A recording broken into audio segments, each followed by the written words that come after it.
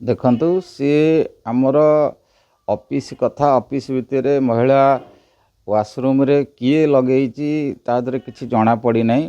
ତାଙ୍କର ଆମର ଷ୍ଟାଫ୍ ମାନେ କିଏ ଲଗେଇଥିବେ ସେଥିରେ କି ଜଣାପଡ଼ିନି ଏପର୍ଯ୍ୟନ୍ତ ହେଲାଣି। ଆମେ ଏସ୍ପିଙ୍କି ଏଫଆଇଆର୍ ଦିଆହେଇଛି। ଏସ୍ପି ଜଣେ ଡାଇନାମିକ୍ ଲୋକ, ସେ ନିଶ୍ଚିତ ଭାବରେ ତାକୁ ତଦନ୍ତ ବାହାର ନେଇଛନ୍ତି ଏବଂ ଯେହେତୁ କାଲି ମୁଖ୍ୟମନ୍ତ୍ରୀଙ୍କର ପ୍ରୋଗ୍ରାମ ଥିଲା ପାରାଦୀପରେ, ସମସ୍ତେ ସେମାନେ ବ୍ୟସ୍ତ ଥିଲେ।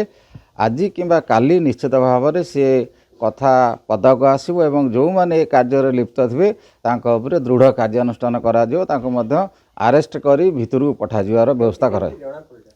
ଦେଖନ୍ତୁ ତାର କିଏ ଲଗେଇଛି ସେଟା ସାଇଣ୍ଟିଫିକ୍ ଟିମ୍ ଆସିଥିଲେ, ତାର ନେଇଛନ୍ତି, ତାକୁ ତଦନ୍ତ କରିବେ। କାହାର ଯେଉଁ ଆଙ୍ଗୁଳି ଚିହ୍ନ ବା କୌଣସି ପ୍ରକାର ସୁରାକ ମିଳିଲେ ନିଶ୍ଚିତ ଭାବରେ ତା ଉପରେ କାର୍ଯ୍ୟାନୁଷ୍ଠାନ ଗ୍ରହଣ କରାଯିବ। ନିଶ୍ଚିତ ଆମର ଜିଲ୍ଲା ପାଇଁ ସାରା ରାଜ୍ୟ ପାଇଁ ଏଇଟା ଗୋଟେ ନିନ୍ଦିତ କଥା ଏବଂ କେବଳ ସେତିକି ନୁହେଁ, ଇଏ ମହିଳା ସମାଜ ପ୍ରତି ଗୋଟେ କଳଙ୍କ। ଏଭଳିଆ କାର୍ଯ୍ୟ ଘୃଣ୍ୟ କାର୍ଯ୍ୟ ଯେଉଁମାନେ କରିଛନ୍ତି ମୁଁ ତାଙ୍କୁ ନିନ୍ଦା କରୁଛି ଏବଂ ତାଙ୍କର ଏସ୍ପିଙ୍କି ମୁଁ ଆପଣଙ୍କ ମାଧ୍ୟମରେ ଅନୁରୋଧ ରଖିବି, ମଧ୍ୟ ଫୋନ୍ କରି କହିବି ଯେ ନିଶ୍ଚିତ ଭାବରେ ସେ ତଦନ୍ତ କରନ୍ତୁ।